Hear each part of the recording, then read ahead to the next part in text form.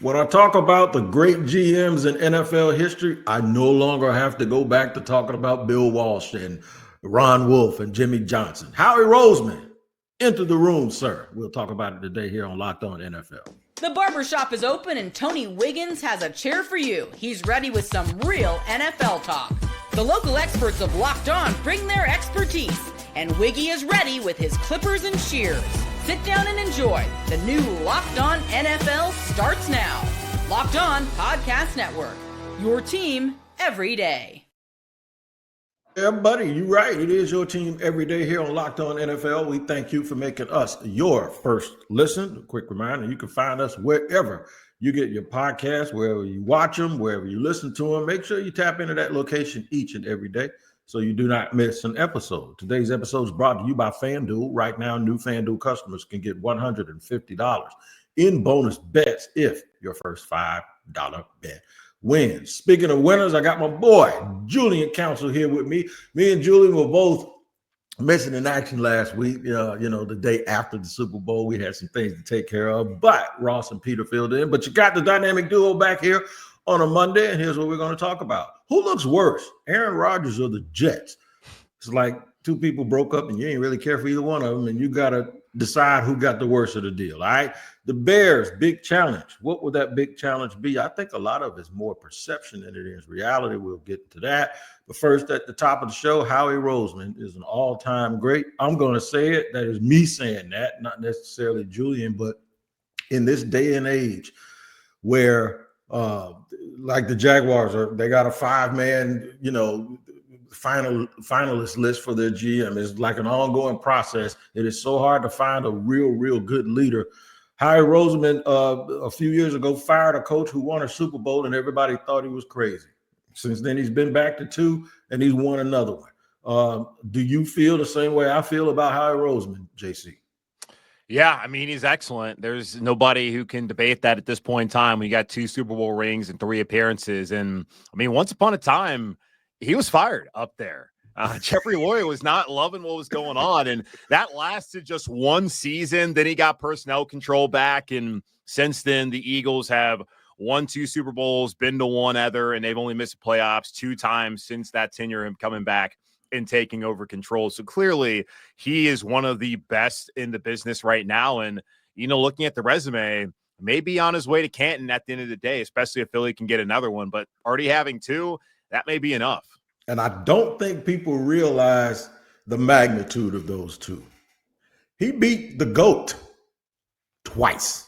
If you think once. Well, if you think Belichick is the GOAT, well, the active GOAT is everybody's saying that it's Andy Reid, right? The active coach that if he had won 3 in a row, he would have been chasing Belichick, right? So then he also beat Tom Brady. That means he also beat Patrick Mahomes.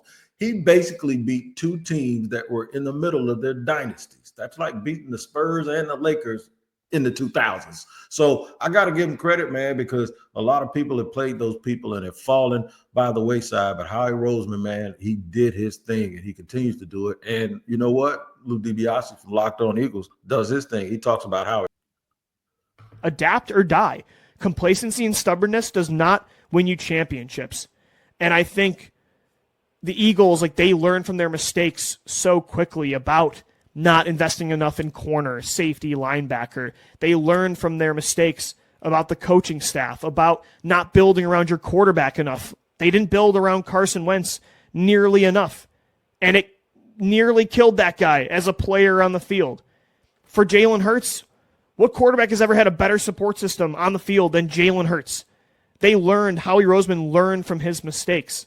He learned from not drafting enough players at great schools. And then he pretty much reshaped the historically great Georgia defense on his team, and they won a championship because of it. They brought in all these guys from Alabama on offense, and they won a championship because of it. So learn from your mistakes.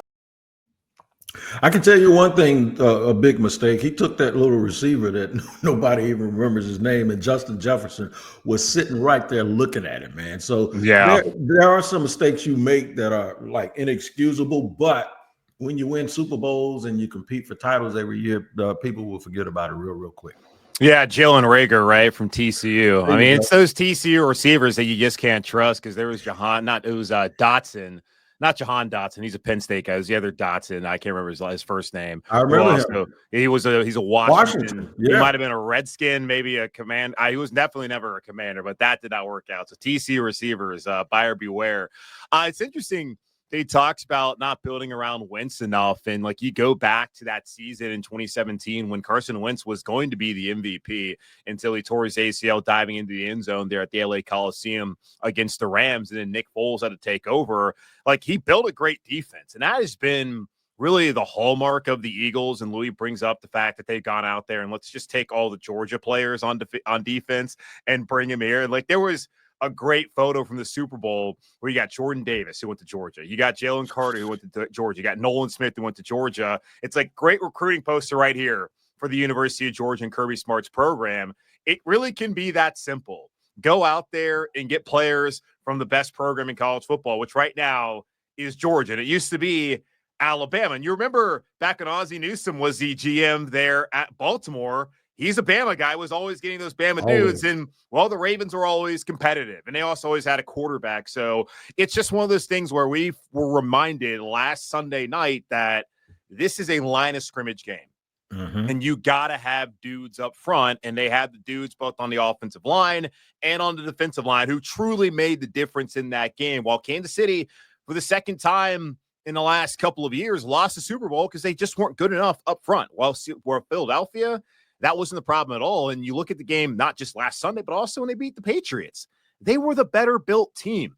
The only reason anyone was picking New England, other than obviously they were a good football team, is Brady and Belichick. Brady and Belichick. They said it all week long, but you look at the Eagles roster then, you look at the Eagles roster this past year, and you look at what Kansas City had, and like very clearly Philadelphia was the team to beat in that game. And yeah, they had Foles last time. They had Hurts this time, who's certainly an upgrade, but still, like the way this team's constructed, Howie Roseman has done a great job of building a football team and not just focusing on, do we have a quarterback? Do we have the weapons around him? No, let's build the overall team inside out. And what's that led to? Another Super Bowl championship. Yeah, and people were sitting there looking at the Chiefs, and I said, leading up to the week, I said, everybody's being a little arrogant. I thought even Chiefs people that covered them, because it wasn't really arrogance, but it's understandable arrogance. So it's like, well, this is what they do. They do it all the time. It's kind of like Floyd Mayweather in a big pay-per-view. You kind of know what's going to happen. You know what I'm saying? So it's like, no. Philly was like, no, this is a move people business, and we move people better than anybody. Well, let's not pretend that Eagles fans aren't out here talking about they're going to whoop up on the Chiefs. And they turned out to be correct. And it's interesting because you talk about that. Like, I look at all these Super Bowls that Kansas City has been in, and I've like gone against them every single time because I've looked at them Linus, because I'm big on D-lines win. Yeah. And when they played San Francisco, I thought the first time when they had Garoppolo, I thought the 49ers were going to beat them by double digits. And that's what was happening in that fourth quarter until, Mahomes did his thing and then Jimmy G couldn't get him down the field. Then we saw what Tampa Bay did to him. And then we saw, Philly was kicking their ass a couple years ago, and then they couldn't get a stop in the second half. So, just never wrong, just early. On a couple of those things. Like I saw the cracks, and we finally got to see it really play out in that stage of Philadelphia. We talked about all season long, like that team been getting away with it all year, and they had no business being where they were, but they made the plays when it mattered most. They didn't get a chance to make the plays when it mattered most on Sunday because Philadelphia was not going to let it be close. And guess what? Somebody almost beat Philly. Believe it or not, and I know you believe it because you know it to be true. Philly almost didn't make it there, bro. Straight up. Philly almost did not make it to the championship. They were a bad Matthew Stafford pass away from being eliminated. And, we see that game and it looks so dominant. And even I bought, the Kool-Aid, start drinking the Kool-Aid saying, hey, look, man, this team looks like they're built, and they are. They're very young. They got a lot of 25, 26-year-old players on that team. They will be a formidable opponent. But we kind of forget the fact that they almost did make it, man. They almost lost in the divisional game against the Rams. Yeah, and I think God bless the snow if you're an Eagles fan for having the impact it had in that game, because it wasn't for the Kyron Williams fumble. And there's another turnover in there too for Los Angeles. Then maybe that's a game where Philadelphia goes out. But also the Rams couldn't stop the run. Saquon did Saquon things in that game. Jalen Hurts had a long run as well. But yeah, it kind of comes down to that. There are games that maybe you shouldn't have won that you're able to get by in wings. I think a couple years ago, Kansas City, didn't Mahomes go out with like a concussion against the Browns in the game? They barely won. Chad Henne had to come in, and he saved the day. And then I think you go through these seasons, there's that point in time in the playoffs where like you're on the brink, and then you're able to get over the top and get that victory. And so that was Philadelphia's case this year, and I'm sure whoever wins it next year, that'll probably be the same case as well. Yeah, no clip for this. I do want to ask something about the Rams. Cooper Kupp. I look at this as an Adam Thielen type move, even though he probably had a year or two where Thielen has never had. But when Thielen left Minnesota, I was like, nah, he's just an older dude or whatever. How do you, since you cover Thielen on a weekly basis, do you see the similarities in those situations, or you think Cooper Kupp's situation is a little bit different? Yeah, well, now let's not forget about 2017 and 2018 Adam Thielen now. I mean, he was kind of that guy before Cooper Kupp kind of took over that mantle. But yeah, I mean, Cooper is awesome. Obviously, had that big season a couple years ago where he won the Triple Crown and got all that money. And I guess from the Rams side of things, he's been banged up the last couple of years, and they're not quite sure whether now, what is he? He's going to be 30. He's going to be 32 next season. Yeah. If they can get enough. And then you've seen what a guy like Puka Nacua has been able to do. And if they have Stafford healthy, and just knowing that Sean McVay has done an excellent job there, obviously winning the Super Bowl. And then from day one, what he's done with Jared Goff before, what he's done now with Matthew Stafford, that offense. And then just the fact that receivers are coming like out of the woodworks every single year in this draft. Like, you don't need to necessarily keep a guy around whose production is not matching the contract. But I do think with a competitor, he can be someone that can help out. Like Thielen's helped out in Carolina at 1,000 yards back in 2023, his first year. And then this past season, he missed like 7 games because of a hamstring injury. But when he came back, he was still their top receiver, which is more of an indictment on what Carolina's put around Bryce Young, more so than like a praise of Adam Thielen, which it certainly is a praise because he's been valuable. I do think that if Thielen got to a team that was a competitor, that we would even talk more about his value. I do think that Cooper Kupp could be valuable still to somebody out there. And I hope for his sake that he goes finds a winning team. Like don't sign up for like the Frank Reich experience and buy into something that Steve Wilkes was building and let that guy tell you, oh, we're going to carry it forward. Well, no. You didn't build a locker room culture here now.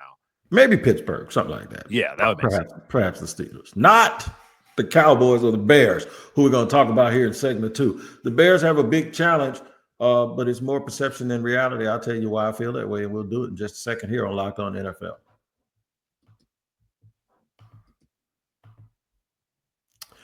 Today's show is brought to you by FanDuel. When the game tips off, the NBA action is just getting started, and there's no better place to get in on it than at FanDuel, America's #1 sportsbook. With FanDuel, you can place live bets throughout the game, so even if you miss the opening tip-off or want to bet on a fourth quarter comeback, you can stay in on the action. And if you're looking for a bigger payout, you can even combine your live bets into a same-game parlay.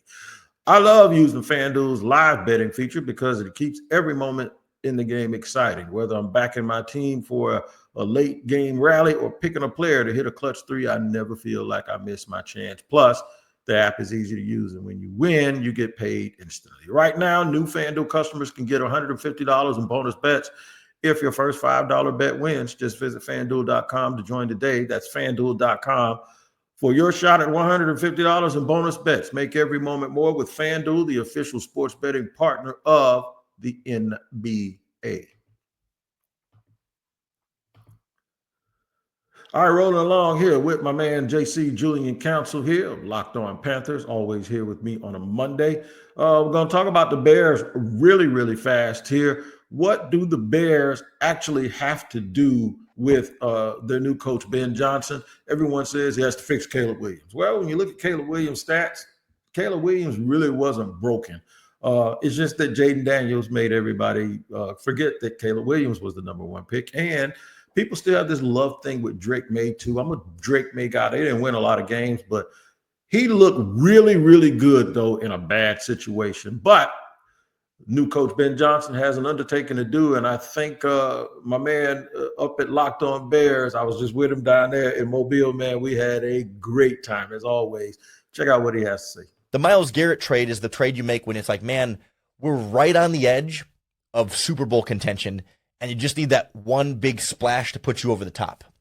The Bears are still in the part of the process where you need to strengthen the foundation to get a nice crop of young players developing and building up on rookie contracts so that you can then have the space to go make the splash trade. But to give up all your salary cap space and some significant draft picks to go get Myles Garrett now, it's like it's a little bit too early in the team building process for the Bears. They need another full draft class and not give up those picks for Garrett. They need it to bring in more of those mid-level free agent signings to just fill all the holes so you feel like, man, this team is really close. And then that's when the big splash trade can take a team that's close and put you over the top.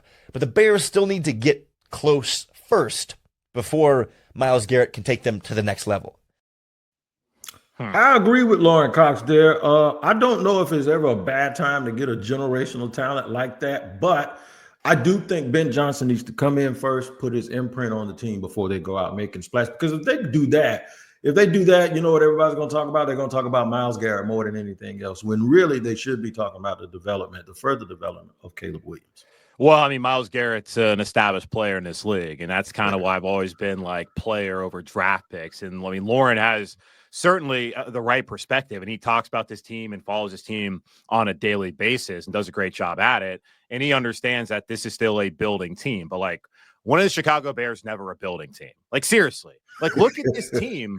Like, just all you got to do is go to profootballreference.com, look at the Chicago Bears, go back to 2013. They've had one 10-win season since that year.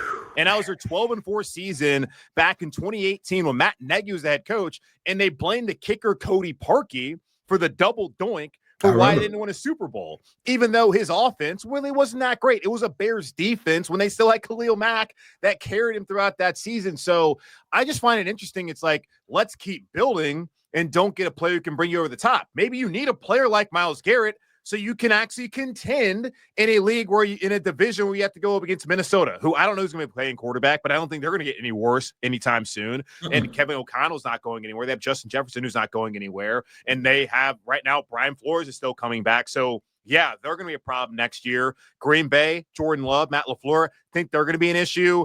And Detroit, I know you took their OC. The DC's gone. In New York now, don't think the Lions are going to be that much bad. So you need to get somebody who can get you closer to that. Like, what are we talking about here? Building. The Bears are always building, and they're always losing. So maybe try something different. Maybe instead of worrying about, who's that guy from Mississippi State that can help us out? Go get the dude who's literally the best defensive player in football who can actually get your asses to be competitive for once in a while. Like, that's my thought. Like, I'm just so over the draft picks. Got to have the draft picks. Dog, most of these dudes aren't going to do anything. Get a guy who already has proven that he is one of the best in the league. That's my thought process there. Like, I think it's absurd, the thought of, let's build through the draft. Yes, that's the way to do it. But when you keep building through the draft, you keep whiffing, maybe go get that guy who can help you right away. Yeah, I'm with it, man. I'm with both lines of thinking. One of them is draft picks are important. Salary cap is important. Myles Garrett's a great player. Right. And to me, there are just some people that there is no bad time to go get them. I mean, there's just no bad time. I know it's not ideal in the first year of Ben Johnson's career. You're right about the Bears too, man. I didn't realize they never had a quarterback throw for 4,000 yards, ever. They never had a quarterback. Whenever they had a quarterback, seriously. When have they ever had a quarterback? We're talking like 100+ years of Bears football, and they never had I mean, God bless, rest in peace, Virginia Howell. She never in her lifetime saw the Bears have a quarterback. Like, come on. Yeah. You know who else got some team building problems, and I love to bring it up whenever I can? The Dallas Cowboys. They're really talking themselves into loving that coach down there and that entire staff. Listen to Marcus Mosier and my man McCool from Locked On Cowboys. Despite our initial misgivings with Schottenheimer being hired and that being kind of a retread situation and us going, oh no, here we go again. It's the same old kind of rolling back around. I think everything that has happened subsequently to the hiring of Brian Schottenheimer has gone in a completely different direction that we have not seen a Cowboys offseason go so far as coaching hires go. And again, as I'm constantly reminded in the comments of these YouTube shows and in my social media, it doesn't really matter much until we get to free agency. They lost a ton of talent, and they really didn't replenish really any of it outside of what they did in the draft. It was hard to talk yourself into, hey, they're going to be better this year with a worse roster and probably a worse coaching staff. Now, there's a chance that the Cowboys have a worse roster this year and a worse coaching staff, but at least there's some unknown, as you mentioned. I don't think Dallas is going to do anything good, man, until Jerry realizes that you can't be owner-centric. And what I mean by that is the biggest voice in your franchise either has to be a great player or it has to be a coach. It has to be Dan Campbell. It has to be somebody like that. I just don't see a team where Jera, who has press conferences at the same time outside the locker room, that the coach is probably inside of the locker room. To me, all of that messaging, it's symbolic of the fact that I don't think they're a poorly run organization, but they just lead with the wrong thing, in my opinion. Yeah, it's interesting you say that too, because I know throughout the Cowboys hiring process, if we want to call it that, the thing that I think attracted people, at least people said should have been attracted about the job, was the fact that Jerry is the face and that he will take all the bullets and that you don't really have to. I mean, obviously Jason Garrett took plenty of them. Mike McCarthy certainly did, but like we're always hearing from Jerry Jones, and he's always the one who is saying this is on me, this is my team, and all that. And he's also made it very clear that as long as he owns a team, this is how it's going to be. And I'm not overly concerned about Dallas, like I've said on here before. If Dak is healthy.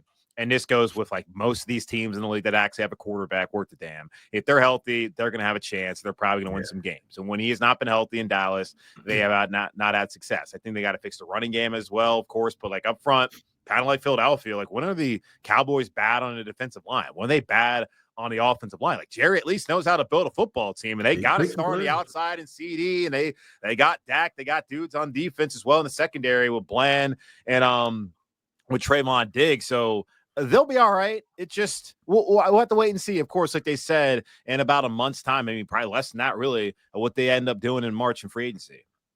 Yeah, and it's a different NFL these days because they also might have the best group of podcasters for an active team. Well, they got a lot of them. They got a lot of them, don't they? And they don't mind talking crap about each other, man. So yeah, that's going to be something very, very interesting to watch. All right. Two of Julian's favorite subject matters in the third segment, the Jets and Aaron Rodgers. We're going to put it together and say who looks the worst after that breakup. We'll do it in just a second here on Locked On NFL.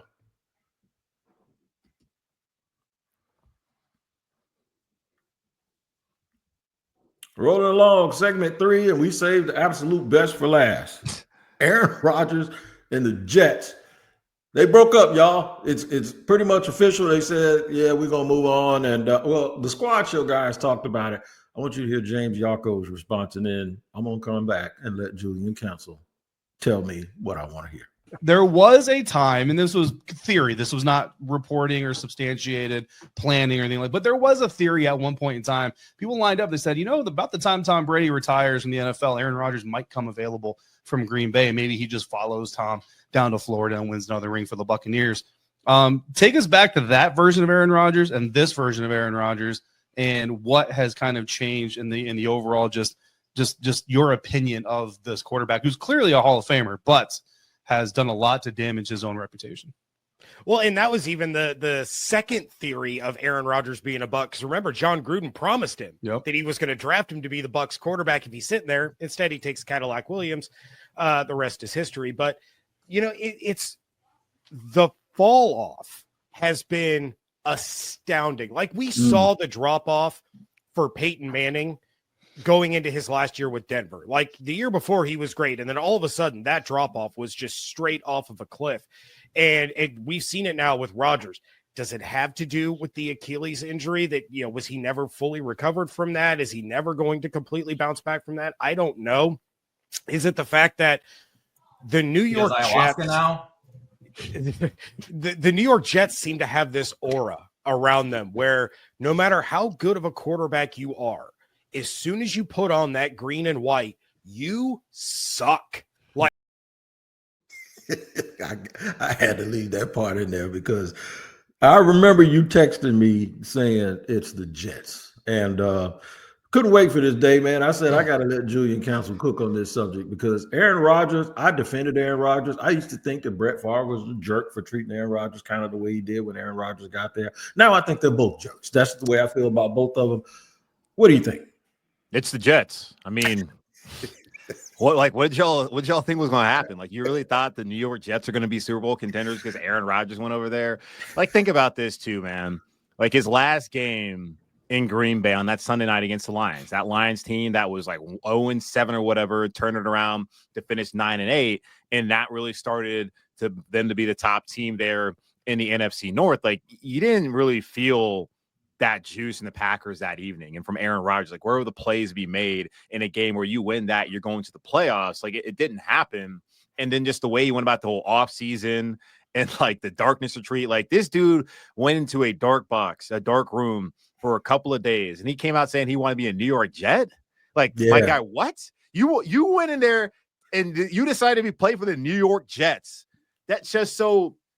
For me, like, I don't really look at this as being like Aaron Rodgers is the problem. I think it's just like, I mean, it's time and age. It always happens. Like, and this is going to be another guy where if he retires this offseason, it's not him retiring. It's the NFL retiring him because he's not good anymore. But the Jets clearly come off looking worse because Aaron Rodgers, like they said, is a first ballot Hall of Famer. And he looked terrible with them. You look at the way that the owner, Woody Johnson, went about things with firing Robert Saleh and then later on firing Joe Douglas. And then he wanted to bench Aaron Rodgers while Ulbrich was the interim head coach and all that. And then what they gave up, like they sold their soul for this dude. And like Bill Barnwell put out a tweet last week saying they gave up 2 second-round picks, $75 million. They picked up the contracts of Alan Lazard, who has not done anything. Randall Cobb, who no one in the league wanted. Tim Boyle, another third-round pick, and $11.6 million for Devontae Adams, who should have never left Green Bay. I don't even understand what was going through his mind. A year plus of Nathaniel Hackett as the OC, the dude who was an embarrassment in Denver, who's one of Aaron Rodgers' favorite guys. The Jets said, fine, we'll do it. So it's not Aaron who comes off looking bad. Like, the Jets gave Aaron what he wanted and things didn't work out. It's the fact that the Jets were right there so desperate and they gave him everything. And then what's their backup plan now? You fired the head coach. You fired the GM, Zach Wilson, who, yes, was terrible. He's gone. There's no plan in sight, and they're not really in a position to get a quarterback. And then looking at the market free agency-wise, who are you going to get? So, cool. You got 2 years of Aaron Rodgers, really, and it didn't work out at all. So, you know, the Jets clearly, once again, come off looking terrible as they have one of the worst owners in North American sports, Woody Johnson. I'm sure Jets fans are all devastated that his buddy Trump didn't get him to be the ambassador to the UK again. And now he's right there ready to bleep up this offseason in a month's time. Yeah, man. Only the Jets could make Aaron Rodgers look like he wasn't the worst part of that situation. So that's the point, because he has been a hot mess to me, man. And you know how bad you got to be for Aaron Rodgers to not look like the worst part of that relationship, and that's how bad they are. I do think Aaron Glenn can change it. I think no, he can't. You don't think he's going to change it? You don't think he's going to get down? You think he's going to be? He has no chance. Whoever they draft, whoever they bring in a quarterback, has no chance. Because until they sell the team, that's Woody, the Jets will continue to be terrible.